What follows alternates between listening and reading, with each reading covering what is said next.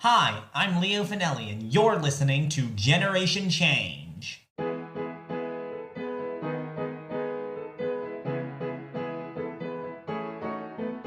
It's September, and the kids are going back to school, so I think it's appropriate that our guest this month is a teacher. Anna Johnson teaches students with social emotional needs in North Carolina. Before she was born, her uncle Mark was shot and killed by his landlord, and in 2019, she was on campus during the UNC Charlotte mass shooting. To honor these losses with action, she does social media for two leading gun violence prevention organizations, Newtown Action Alliance and Change the Ref. Anna and I spoke about going to UNC Charlotte, working as a special ed teacher, and so much more. Let's get right into it.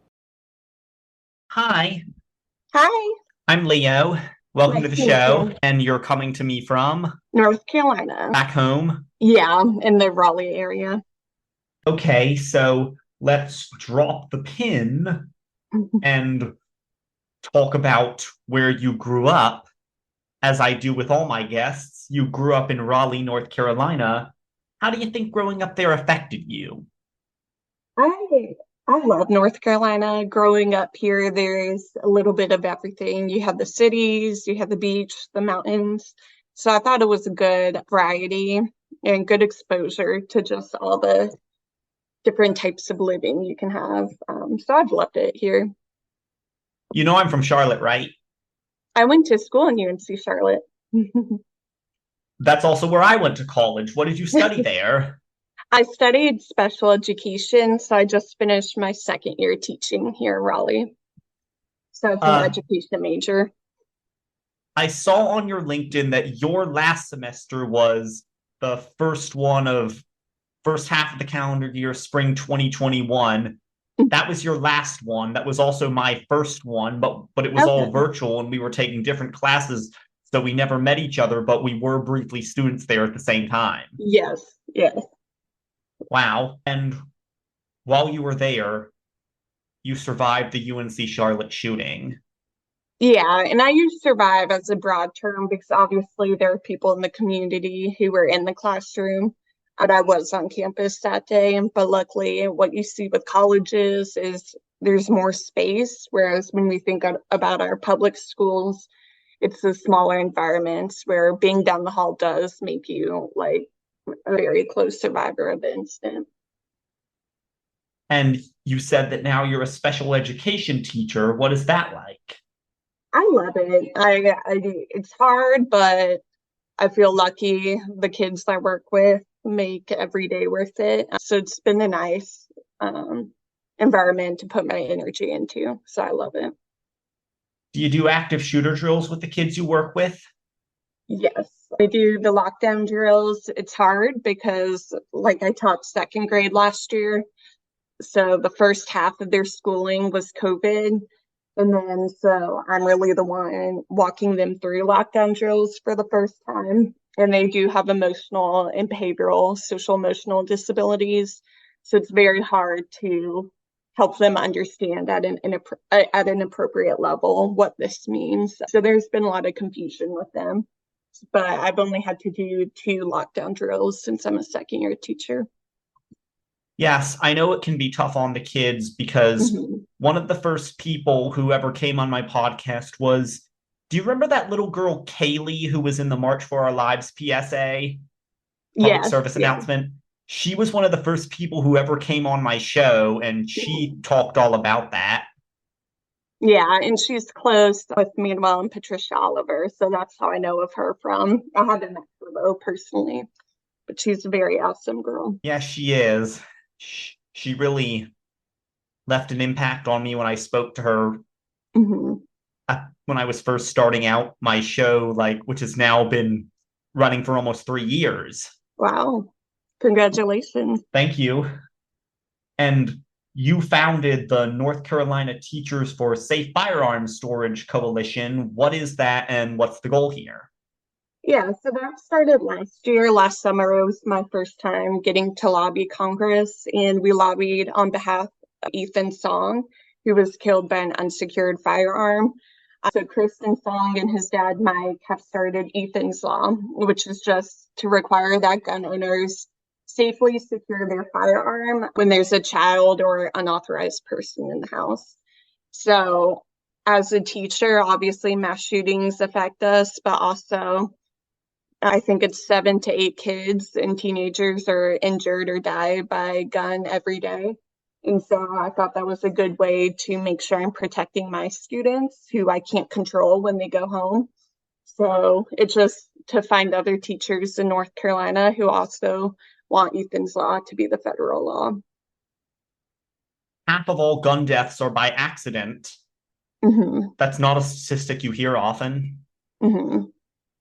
Yeah, and the argument is most gun owners are law abiding. So if Ethan's Law was a federal law, they would abide by that law and it would keep their kids safe. Because usually these unintentional shootings, I mean, the parents have the firearm to keep their family safe. And what they don't know is it's really making them unsafer when it's just loose and easily accessible. If our listeners wanted to help this campaign to pass Ethan's Law, is there Mhm. anywhere they could go or any place they could sign something?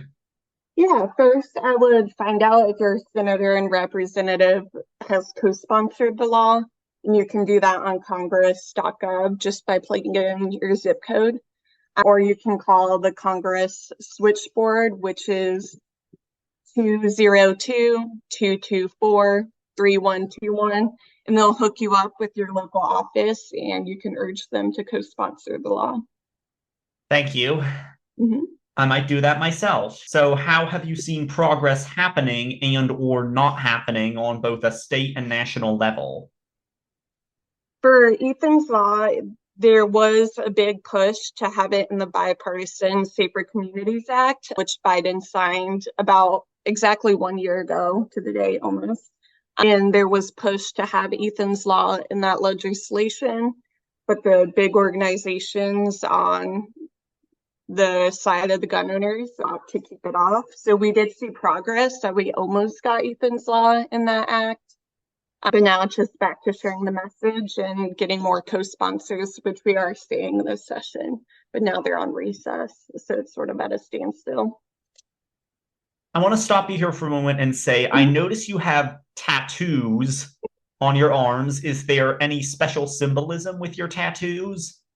So most of them are pets, but I do have a few. Part of my work is with Change Your Rep, which was founded after the Marjorie Stoneman Douglas Valentine's Day shooting. It's the parents of Joaquin Oliver who was killed. So I do have some tattoos symbolizing that work. Like I have Believe in his mom's handwriting. So I'd say those are my most meaningful ones, but I will say most of them are my dogs and cats. Okay. And you're actually the social media manager for Change the Ref, which was founded by Manuel and Patricia Oliver after their son died in the Parkland shooting. We just brought that up. Yes. I also do social media for Newtown Action Alliance, but I started off with Change Your Rep about 4 years ago. Well, what do you do with Newtown Action Alliance? Basically the same thing with Change Your Rep, same cause, but they go about it different ways. So I do social media with Newtown, which is more the legislation piece, talking about the assault weapons ban, Ethan's Law. Then Change Your Rep, it's really focused on raising awareness, art, campaigns, sharing Joaquin's story. So it's the same mission, just sort of two different ways they're going about it. You just finished a bus tour with Manuel and Patricia. What was that like? Yeah, so they just arrived in California the other day, so they've officially made it across the country. So I joined them in Texas because I had never been, and I've gotten to know some of the communities just through social media. And then today I booked my tickets to go to Chicago in August for Joaquin's actual birthday, where Manuel will be doing another play performance. So I'm looking forward to that. Where did you go on the bus tour? So I flew in, I landed in Austin, Texas. We drove to Uvalde and then we went to El Paso. So it was both two very impactful cities because they have all been through mass shootings and have seen that play out in their communities. So it's just nice seeing all these activists in such a red state joined together for the same cause. It was very hot, but I was surprised with how much I liked Texas. And what is it like to visit these communities that have been affected by gun violence and actually talk to the people? Yeah, I will say it's harder now that I've become a teacher because it's easier to sort of put it out of your mind that it would happen to you. But since becoming a teacher, these parents send their kids to my classroom, and at the end of the day, I'm going to be the one who has to protect them because we've seen in Uvalde that the police officers will wait 77 minutes, and so it's the teachers who are the first responders in those moments. So it's horrifying to hear the parents talk about their children and then friends talk about the teachers in these moments, but it sort of gives you another push to why you're doing it. Sometimes you need to hear the stories one or two more times to remind yourself that why you keep fighting.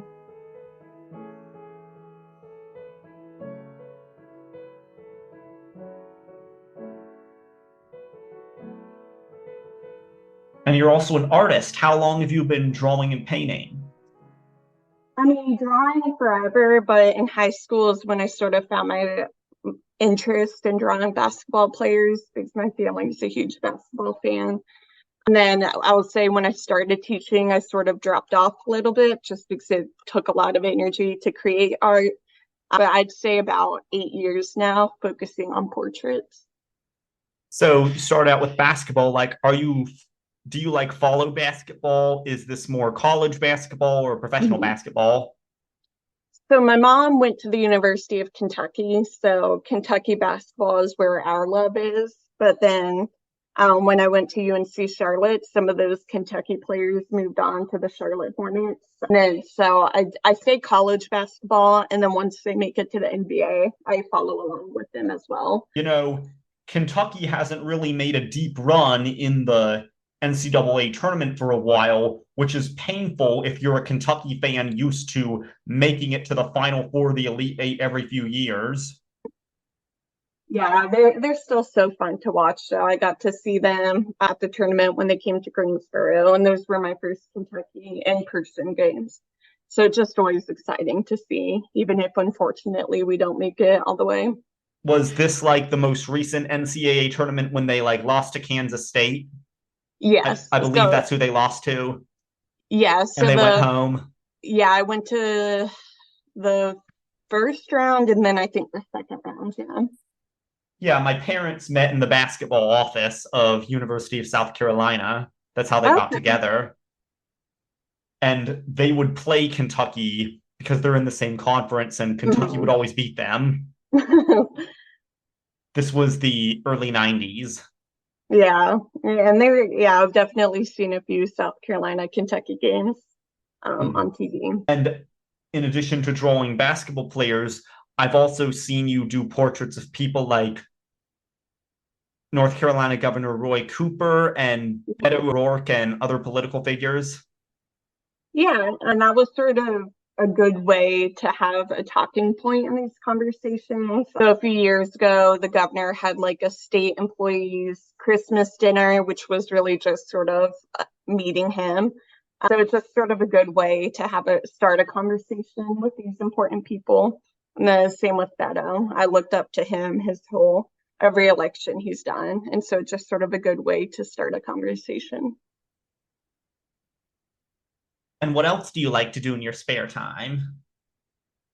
I mean, honestly, I find myself just exhausted in all ways after teaching. So during the summer, I take a break from teaching, and then it gives me an opportunity to focus more on the gun violence prevention stuff I miss out during the school day normally. Do you like to like read anything or watch TV and movies? Yeah, I started reading. It was one of my resolutions was to get back into reading because I always thought I didn't have the attention span for it. So I proved myself wrong and started reading at the start of the year, just sort of watching easy TV too. What are some of your favorites?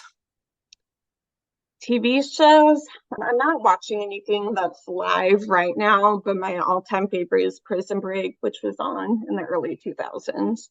That'll always be my number one. Well, that's funny because one thing that I think makes me unlike a lot of Gen Zers, Mhm. and maybe is that I have a vast knowledge of TV from way before my time, like even Mhm. back to like 70s and the 80s. Yeah, You've never watched anything that old, have you? I've probably seen stuff, but nothing that I consider like fully watching. Like I've probably seen one-off episodes, but not the whole series. Okay. And what would you say are your greatest talents or strengths as a person? In a broad sense, I'd say perseverance, not willing to give up the fight, even if it's taking longer than it should. And then I'd say just my ability to teach the children that I teach and show up for them every day. That's probably what I'm most proud of. Well, I love that you're a special ed teacher because I don't know if I told you this, but I'm autistic. Okay. Yeah, and that's a lot of the students I work with in this setting, and it's given me a lot of purpose for sure. What have you learned about autism from working with kids on the spectrum? I'd say the communication aspect, things like growing up, I never had to be the one responsible for understanding their variety of needs and making sure they have what they need to be successful. And plus, the school environment is so different than the home environment or the community environment. So just helping them be successful within the one setting, I can make sure that they can be successful in. And also just understanding that what they might need, I might not think of for myself, and just being open to changing my views and just understanding that their perspectives are very different than mine and just making sure I help them with what they need. And how do you deal with like the mental health and developmental setbacks caused by the pandemic and the jumps from in person to remote and back again? Mhm. I feel like it's easier for me being a new teacher, and I didn't see the before and after. So to me, like they're all set back emotionally, academically, like all the areas. But to me, that's just my normal. So I see the setbacks, but I think I'm lucky enough that I don't have the comparison of what it was like before COVID. Because to me, it's just like a clean slate and it's just cards we've been dealt. Whereas other teachers compare those two things, and that might make it harder. And teachers have really had a rough past couple of years and they've already been underfunded for a while. How do you feel about that? Yeah, I feel like it just adds on to all the list of priorities that we need to have changes for. Like, obviously, we have the gun violence epidemic, all these various epidemics that sort of coexist. I feel like presidents and Congress have a laundry list that they need to go through because all of them are equally as important. And the government just hasn't been prioritizing what needs to be prioritized. Do you feel like you and our generation know what we're doing, that this is something we can affect? I think so. I mean, I have hope that we will. I just think it's not going to happen at the pace we want it to. I think a lot of people have to step up. I don't think I'd be willing to run for office, but I know people like Maxwell Frost are out there who can sort of change their direction because has to happen on the activism side and it has to happen within Congress too. So we need more Maxwells for sure. Yeah, I had somebody who worked on his campaign a few months ago. Okay. Yeah, and I know he started off with Newtown Action Alliance right after the Sandy Hook school shooting. So he's a pretty incredible person for sure. I haven't met him, but I can only imagine that much. How do you take care of yourself and your own mental and physical health? I reading has helped me this year. I didn't realize how therapeutic that could be. But definitely reading, being with my dog, just stuff I've always turned to as a child when things got hard. I'm just sort of finding escapes through reading, movies, pets, those kind of things. Is there anything else you'd like to talk about? I would just urge people who are listening to figure out where their senators and representatives stand on issues like gun violence, because if they aren't co-sponsoring laws like the assault weapons ban, Ethan's law, then they're probably not supporting other issues. Like gun violence is so intersectional. So issues like race, gender, school funding. I mean, if they aren't supporting common sense gun laws, then they're probably not supporting other issues that matter as well. So that would just be my message. Anna, it was so nice having you on the podcast today. I loved talking to you. Thank you for having me. It was nice.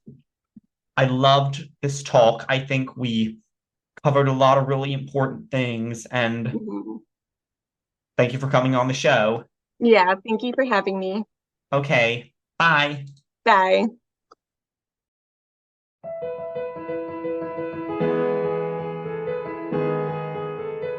I appreciate what Anna's doing as a teacher. Both my parents were teachers, so I know a lot about the profession, and I especially know that it's possibly the most underappreciated profession out there. Teachers don't get the love they deserve. I like knowing that Anna and I went to the same university. When I enrolled at UNC Charlotte, I was well aware that there had been a shooting there. I thought about it often while I was on campus, and I thought about it again last week when I heard that there had been a shooting at UNC Chapel Hill, which is near where Anna lives. Anna reminded me that while she and all of the people I've had on this podcast are savvy, brilliant, and proactive, we're not doing this because we want to. We're doing this because we need to. You can follow Anna on Instagram at AnnaGreenJ. Generation Change with Leo Finelli is hosted by Leo Finelli, executive produced by Julie Finelli, and edited by Nick and Leo Finelli. Our original music was composed and performed by Leo Finelli. Thank you so much for listening.